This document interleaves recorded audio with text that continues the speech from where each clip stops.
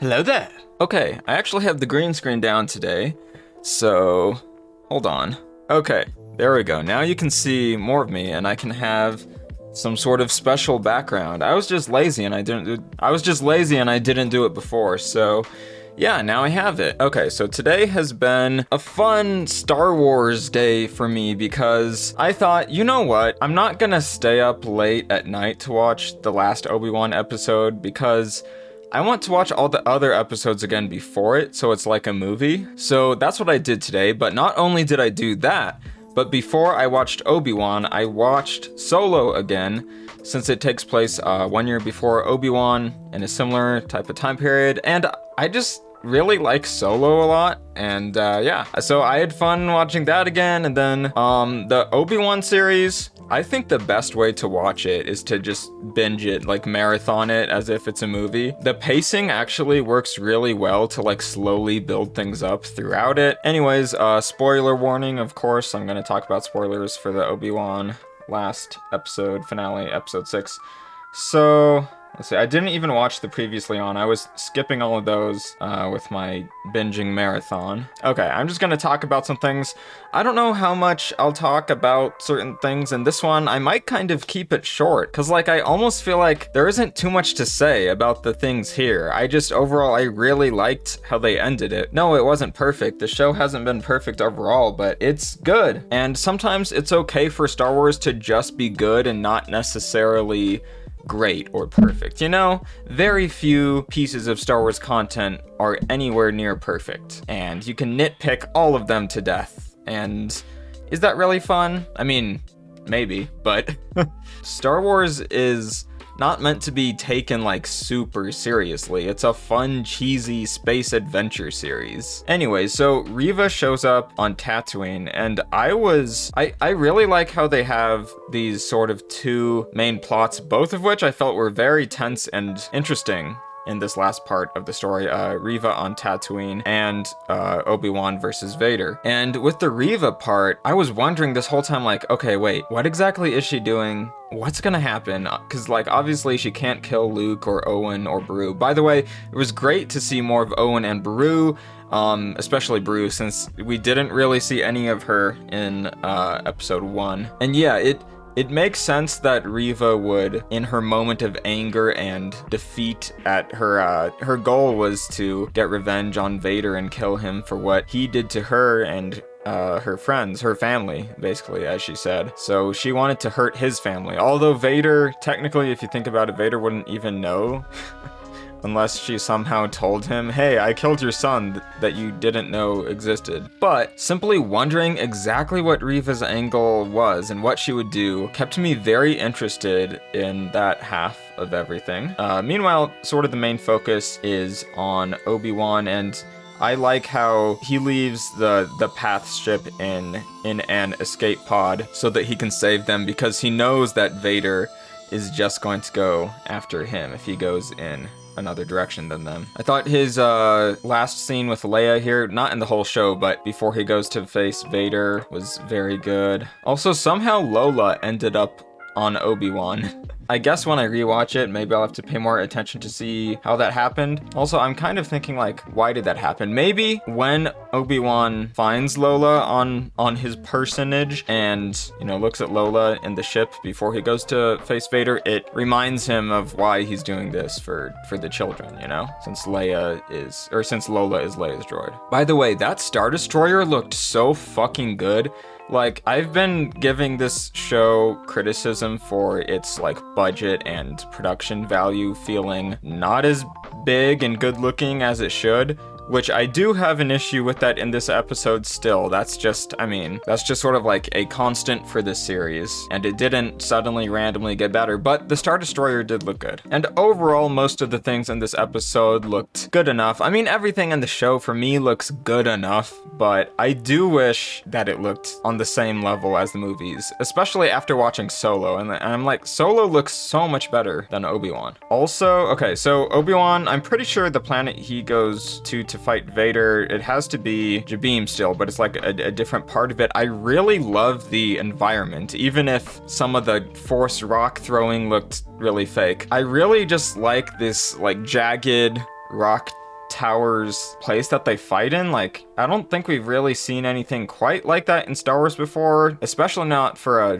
lightsaber fight. So it gave it a unique visual there. Also, like having that moon or planet on the horizon looked great too. The fight itself and the choreography, I liked it quite a bit, and I'm not totally sure because I'm not an expert on this, but it seemed to me like at least some of the choreography was the same as from the training duel flashback in the previous episode, which is a really great like connective thing there. There were some points where I thought the camera cut too much or it shook around too much while they were fighting, but compared to the other action in the series, I thought this was filmed much better for the most part. There were wide shots. I could tell what was happening. Things were just like a lot clearer and more intense as they should be for this like climax action scene. And I would say this is probably the best Obi-Wan and Anakin / Vader fight that we have. I think a lot of people really like the Mustafar fight, and that's fine if you do. But for me, that fight is more about the spectacle than the characters and their conflict with each other. And this fight was great at both being like physically and visually exciting, but just really showing the conflict in the characters a lot and not overdoing things and not being like overly long either. Also, one of the things that's extremely like funny to me in this show is just how frequently characters assume they've killed their enemy and then they just walk away without like really checking to make sure that they're dead. Like Obi-Wan did that to Anakin in Revenge of the Sith, but I mean that's more believable to me since I mean Anakin caught on fire and basically burned to death. So living through that is pretty extreme. I don't blame Obi-Wan for thinking that he was dead, although it was kind of cruel to let him just suffer and have a slow, painful death like that. In this show, we constantly have characters walking away from the bodies of people who they assume are dead, and it gets to the point where it's just funny. Like, I don't really even care that much about it. Like, yeah, it's dumb, but it doesn't like hinder my enjoyment of the series that much. Not overall. Cause like, I mean, like I said, I don't think this is quite a great or like masterpiece level Star Wars content. It's just good, and you know what? I'm alright with that. Obi-Wan has been more enjoyable than unenjoyable for sure for me, and it's added a lot to the overall Star Wars story. It's been a really great bridge between the prequels and the originals, and all of the context that is added now between like Obi-Wan and Leia and Obi-Wan and Vader and all that is so good. I can't wait for every single time I rewatch the original trilogy now. I'm gonna be thinking back to moments in this series that play into it and make the overall story of Star Wars better. This series has enhanced Star Wars' story, which you could say is the most important thing that it's done. And yeah, a lot of this episode was tension and action, so there's not necessarily a lot to talk about in certain parts. I did think that in this fight, Vader's mask would be broken and we would see and hear Hayden Christensen. I think simply having one flashback wouldn't have quite been enough to like justify casting Hayden, and this was what fully justified it to me. What an incredible moment. Like, sure, it's been done before with the Ahsoka Rebels duel, but seeing it in live action, his mask breaking and him talking, and I like how they had it like switching back between James Earl Jones and Hayden Christensen, like his voice thing like glitching out, and just, man, Obi-Wan telling him that he's sorry, and Anakin, you know, basically, I mean, he's basically finally admitting to his own failure in a way when he tells Obi-Wan, like, you didn't create me, or what did he say? You didn't kill Anakin, I did. And I think it's such a great moment for Vader, because he's fully taking ownership of the fact that where he is something that he chose to do. It's something that he's just like fully accepting as a part of himself, which you also see with his brief conversation with the Emperor later on, which, by the way, great little cameo. I'm fine with little cameos that make sense in these Star Wars shows, and I think in The Mandalorian Season 2 and The Book of Boba Fett, sometimes they really overdid it with cameos. And don't get me wrong, a lot of the cameos themselves were great, but they happened so frequently that just became like the focus of those shows. And it took away from the stories that they were trying to tell, I think. So this is a cameo that enhanced this story instead of making it less focused, I guess I would say. Now, I do wish that Obi-Wan had some sort of a line. Like, I think he should have told Vader when the mask was broken, he should have told him that Padme believed that there was still good in him.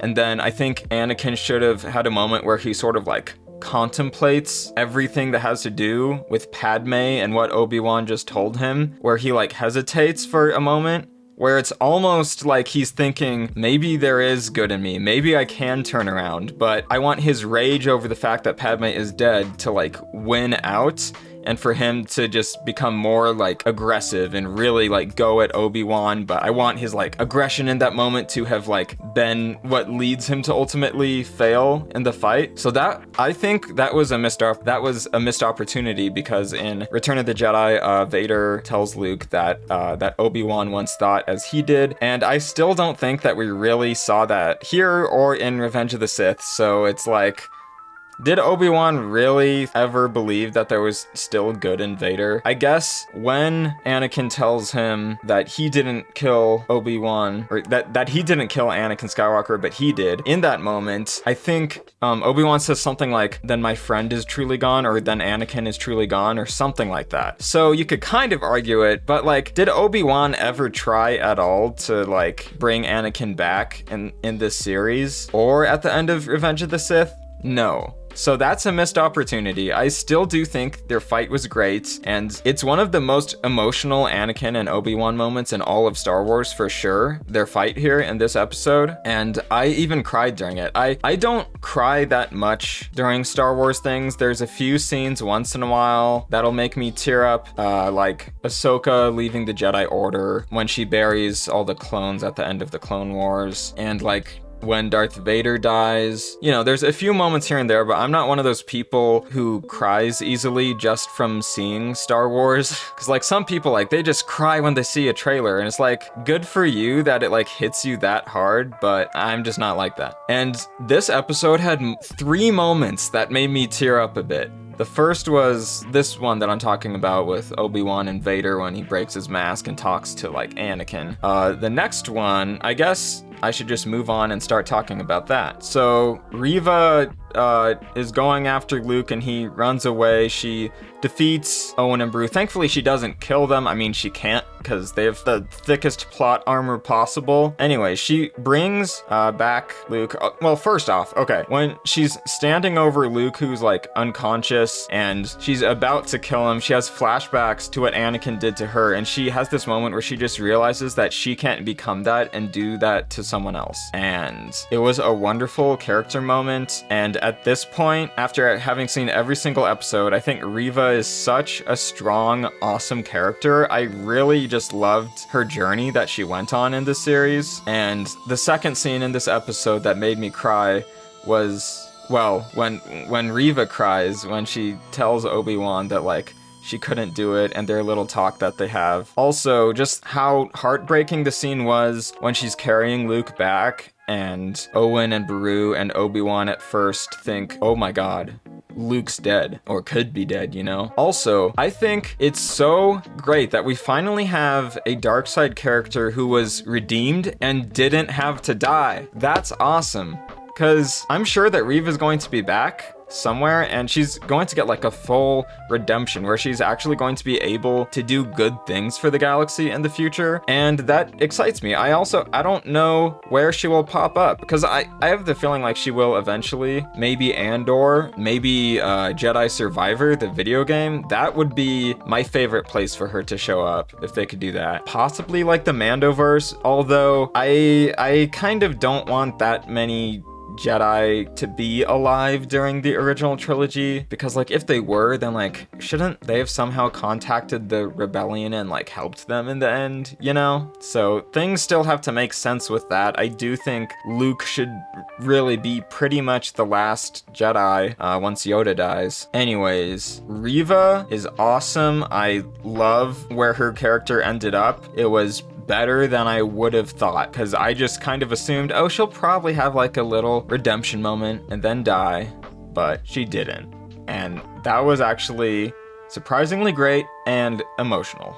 And just like very satisfying. Okay, so Vader has a call with the Emperor. By the way, Ian McDiarmid, wonderful, looks great for the part. It's funny how he's played the Emperor ever since he was, what, like in his 30s or something? And he's like, I don't know exactly, like in his 80s probably right now. And somehow he looks exactly the same as he did in Return of the Jedi. It's just funny. Because, I mean, the character is an old man. They did makeup on him back then and all that. And, I mean, obviously, he's still under makeup now to make him look even more withered and Emperor-like. But yeah, it's also a great character moment for Vader because basically Palpatine tells him that constantly chasing after Obi-Wan is his, like, biggest weakness. Because, I mean, he completely failed in this series. Nothing that he did like ultimately furthered the Emperor's plans. So Palpatine's like, dude, you are serving me. Going after Vader makes you weak. I need you to stop that.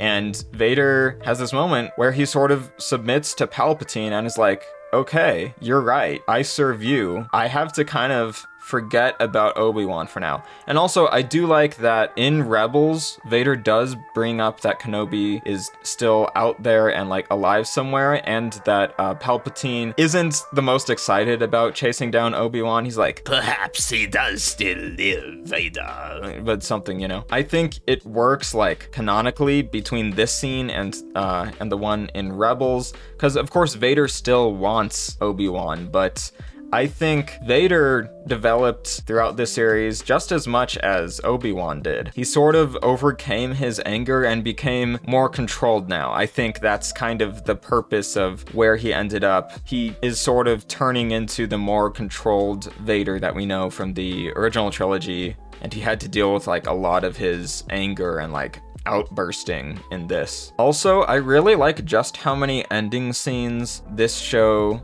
gave us. I was worried that like they were going to cut it off too soon, but I'm like, no, I need to see Leia go back home. I need something with Luke and the Lars family. I need Obi-Wan to talk to Qui-Gon. I need all these things, and the show gave it to me. So all of the like falling action resolution ending scenes, I loved. I thought they were great. The third and final time that I cried in this episode was with Obi-Wan's last talk with Leia, when he tells her the aspects, the good aspects of her father that he sees in her. Oh my god.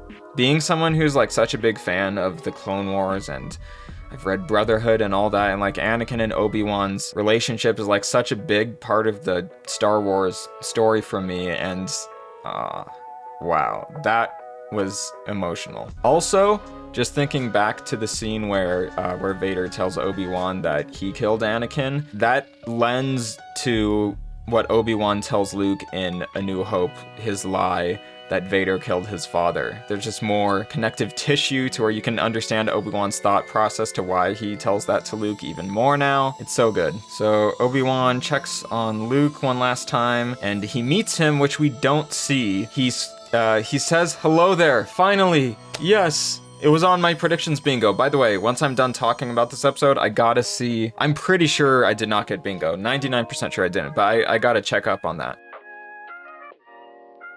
It was great to get the hello there line, not just because it's a meme, but because it is just a classic Obi-Wan line.